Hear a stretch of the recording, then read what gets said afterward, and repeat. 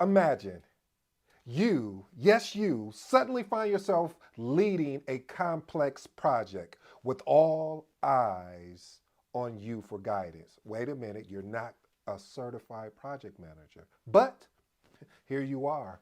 You're expected to deliver on the results like never before. What are you going to do now? Hey, if you're new to the channel, I go by the name of ED. For all you smart and intelligent folks out there, listen, that just simply means Ed. I have an 8-point framework in which of these 8 points I'm hoping that I'll be able to provide value to you in which that you can take and apply it to whatever you're doing within your business today. Can I share a story with you? Let's be honest. In this world we called life, there may be a reality of countless opportunities for you to be in front of being able to, having to, I should say, lead a project. Yet, you think you don't have the project management skills to take on this endeavor. Today, I'm going to disagree with you. Today's episode is entitled Project Management for Non-Project Managers. Again, project management for non-project managers. You see, family, the reason why I talk about this career, this thing that I love, that I hope that you will eventually fall in love with, called project management, is because we do it on a day-to-day in our personal life and even in business that we sometimes don't even understand the grasp of that we actually do this. See, there's a difference. I love what Les Brown, he would always talk about this. He said there's a difference of where you sit down or you try and sit down.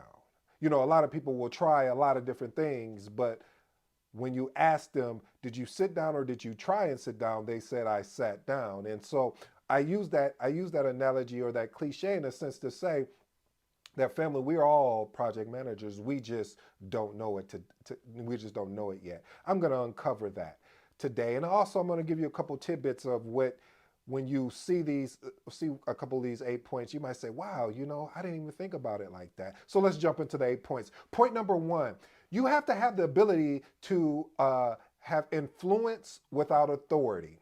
Again, influence without authority. What does that look like? Being able to inspire and motivate and to get people to execute on things as far as task items, even though you're not their leader, even though you're not their manager, even though they're not your direct report. You see, there's a certain thing of being able to balance that particular horizon and have a versatile skill set and being able to have such of an influence. Wait a minute, you know I have to park there parenthetically and say, this is the reason why, again, I created the book, The Magnetic Project Manager. See, the whole point of this book is to have influence. The whole point of this book is be able to communicate effectively. We're constantly learning how to improve our communication, and in being able to improve our communication, it requires us to actually work on it. You know what? I want to share a story, another little short story with you. Again, pick up this book if you haven't, family. I was asked by somebody, man, you know, why didn't you start doing these, you know, YouTube videos earlier? And I was like, well, you know, I don't have the experience. I don't know all the different things, you know, the hooks and the storytelling and all of these things. And my friend looked at me and said, dude, it has nothing to do with any of those things you do. Yes, you need to learn them. Yes, you do need to get better at them. Yes, you need to work on them. But you know what you need to do? You need to get started. If this is something you're interested in, which I know you are because you had a podcast that had 258 episodes, if this is something that you're interested in, excuse me, sir, I mean, if this is something you're committed to, then why are you sitting back waiting for the perfect time? You see, project management for non-project managers, the reason why I'm sharing this with you, family, is the fact that I truly believe there are project managers, or I should say non-project managers out there that really want to be project managers, but they may think that, well, they probably put limited beliefs in front of their in their way, thinking, well, you know, I don't know if I'll be able to have the skill set. I don't know if, you know, I'll be able to fit in the organization. But again, today, this is why we're unpacking some of those things so you can see the parallels in what you do in your personal or your business life, that you can say, wow, maybe I could do that. And that's all I want to do. I want to spark someone's mind to say, maybe I can. Let me go see if I can do it. And I'm going to make a commitment, not an interest. Again, I'm going to slow that down. I may have missed you. I said, you're going to make a commitment and not an interest. First, you're going to start by picking up a copy of this book. I know it was a shameless plug. I'm very honest and transparent with you, but evidently, pick up this book, The Magnetic Project Manager. Next thing you're going to do is you're going to watch these videos. And while you're at it, because you appreciate what I'm doing and delivering every day for you, you're going to hit the like and subscribe button because we're going to get you going and moving forward. All right, let's move on to point number 2. Learning on the fly. Listen, this is a very unique angle. You're going to have to develop the ability to learn on the fly. You're not going to know everything. See, the definition, and I'll use just the root word because it always tickles me in a sense. It says the definition of a project is a temporary endeavor. It has a start and end date. Mhm.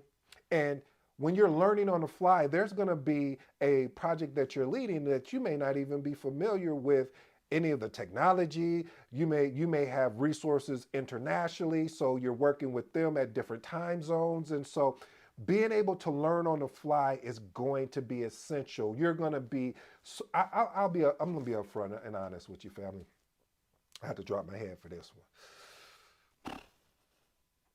It definitely will be an exciting challenge if you put on your belt and enjoy the ride. Because there's been a lot of projects that I led that I had no clue what was going on, but I knew the foundation. I knew the foundational principles, meaning ensuring that I am protecting the triple constraints. What are the triple constraints again? For those that are just checking in, triple constraints is your scope, your cost, your time, and of course your quality. So if that's the foundation and everything builds on top of that, I said I just need to make sure that I'm constantly checking these areas and ensuring that we're moving forward and not going over budget, either not going over any of these areas, meaning over budget, past our deadline that we've established, making sure we're staying within scope and the quality is intact. But being able to learn on the fly is going to be it's going to be a mantra on a lot of different projects, and you have to be uncomfortable being comfortable. I know you're like, what does that even mean, ED? I'm so glad because I know I have an intelligent audience out there and an intelligent family, which I truly appreciate from the bottom of my heart. And that's why when I mean by being uncomfortable at the same time being comfortable is that when you're in that uncomfortable stage, that is going to be the learning stage. That is going to be the stage that really tests you and say, how bad do you really want to become a project manager if you're not already one? And if you're already a project manager, you should already know this, that you're going to be in situations where you're very uncomfortable and trying to figure out your way. But once you find your way, you're off to the races. Point number 3, tools and trades, I should say tools of the trade for this particular, for non-project managers. Listen, if you decide to make the transition into project management, I call it building you a tool belt. I remember when I first started off in project management more than a decade ago, we were using Excel sheets.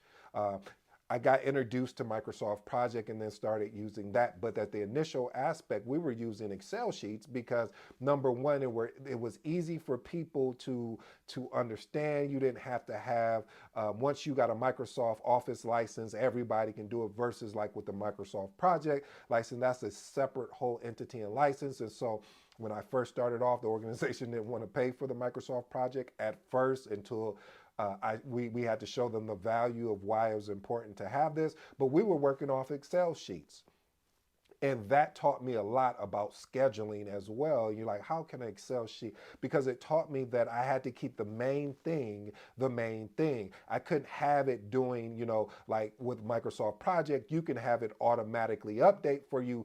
I had to touch that schedule every day. Like I was in front of it probably at the beginning of the day, at the middle of the day, and at the end of the day. Like I had to do a lot of touching with an Excel spreadsheet, which was awesome. Still worked well. Why am I telling you about this? Reason why I'm telling you about this, you have to be versatile in having your toolbox. And what I say is because if you went to another organization And let's say they didn't use Microsoft Project. What if they use Smart Sheets, or what if they use another tool? You have to get up to speed on that tool, and getting up to speed on that tool again, making you uncomfortable. So your toolbox essentials are very, very important, because being able to be, I should even use this word, being able to be like a chameleon in a sense. Until you can be seen, you have to be unseen.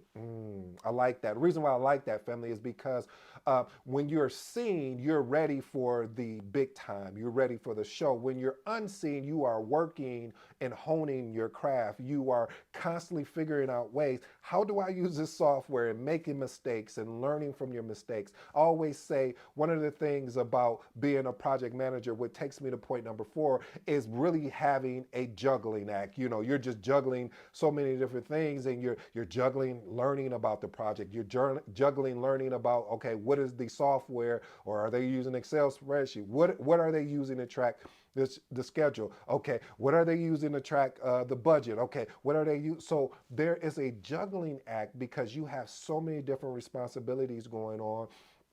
And some people, they could get so caught up in one area, and lose another area. I remember when I was doing security, and when I was doing security, the officer at that time, he wanted to show me, he showed, well, not just me, but showed the team in a video. And when he was in this video, there were 2 cats. Watch this, family. This gets me every time I talk about it. Start smiling and laughing.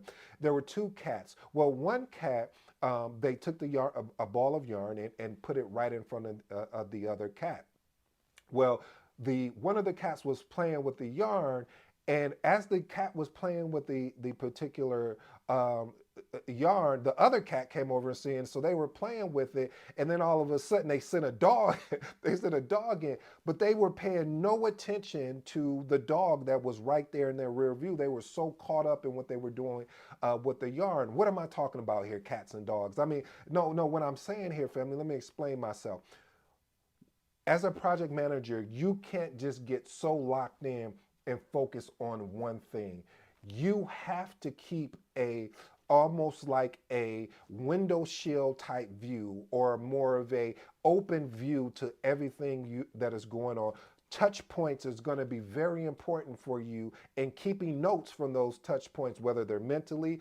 I prefer writing them down, and you don't have to share these notes with people, but it gives you an opportunity when you circle back with that resource and say, hey, John, I wanted to know where you were at on this particular task, and be like, oh man, I didn't even see you write anything down, or I didn't even know you was keeping track. Yes, I'm keeping track. So where are you at on this particular task today, sir?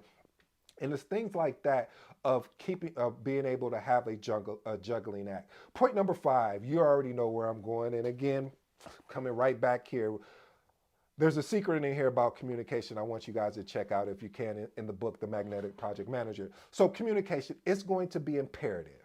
You don't like that word? Okay. It's going to be important that you have the ability to articulate yourself, not just verbally, but you're able to put your words in a condensed form on a email, or in Teams, or whatever the platform is that's being used, communication channel that's being used. And I've seen some amazing communication, and some people think of oh, I'm gonna write this whole page, a document about what's going on. No. You have to be able to take those points and condense them down to what is the main thing. What is the reason? Let's get rid of all the fluff. Yeah, it looks good. I know it's cute. We used to do that in college and write the papers, and you have the majority of fluff and then the real detail. You need to get to the real details of what is going on in this project. Where do you need help? Where's the escalation that is required?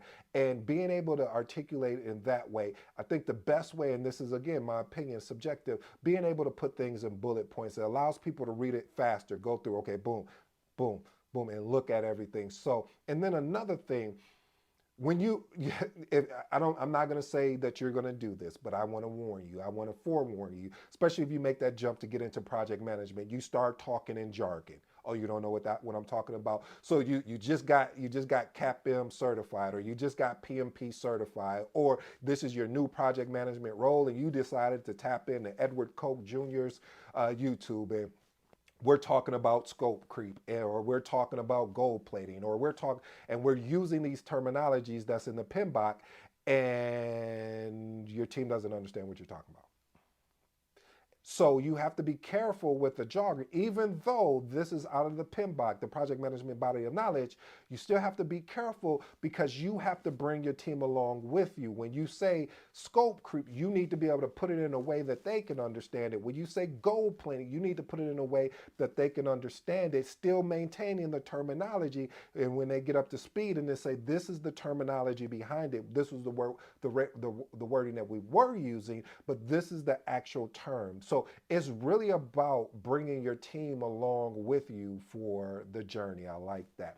Point number 6, risk and reward. Listen, non-project managers, you have to guide through a process of identifying risk. It's like anything else in life. If you start identifying the risk, and it's not being pessimistic, it's really being optimistic in a way, because you're really saying, okay, what are the things? I know this may seem backwards, but it's really, this is how most project managers approach is like, what can go wrong here?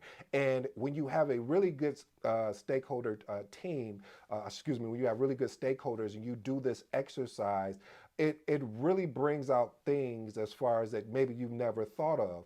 And so you start saying, what are all the things that potentially can go wrong? And you list them, and then you start finding ways, you put it on your risk register, and you find ways to say, okay, if this happens, how are we going to attack it? So now you're being more proactive than reactive, because I've led projects where they were like, oh, we're good. There's nothing. And I'm like, no, guys. And we keep coming back. Or in the meeting, I'm talking, the first line item in the agenda is risk. Hey, what are any potential risks that you may see or may not see?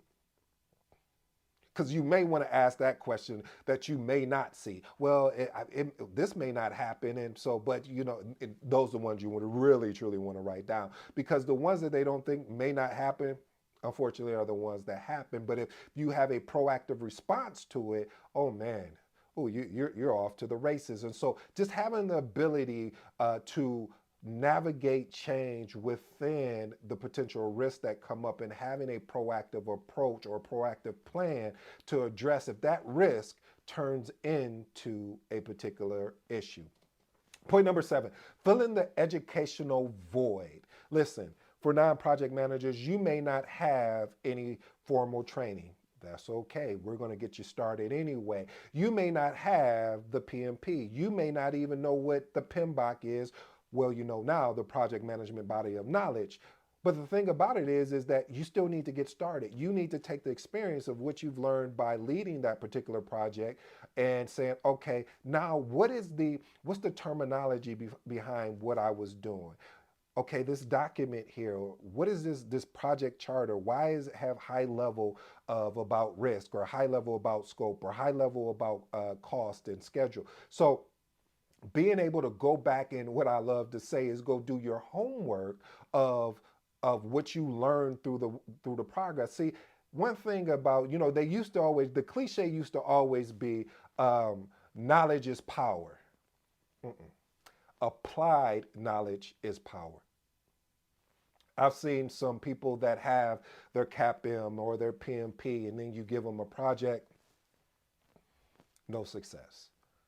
And it's not because they're not well intentioned, it's just that they got caught up in the theory instead of the real life experience. So you have to be able to take the theory and the real life experience and put it together. So again, applied knowledge is really power, not just learning just to be learning. So empower yourself, family. Point number 8, common hurdles on the track. Listen, I shared it about risk, but listen, you're going to be faced with some challenges. I wish I could tell you that you wouldn't, but you're going to face things that you'll be like, where did this come from? I'll give you a couple examples. First one, resource constraints. You may be up against resources, well, especially during the holiday seasons where people start taking vacation and you really truly need them there for your project, but there's nothing you can really do at that particular point. So you have to find workarounds. A good workaround, and I'm always going to give you a solution, or a proposed solution, is get a calendar together to understand when are people taking a vacation that's on your team.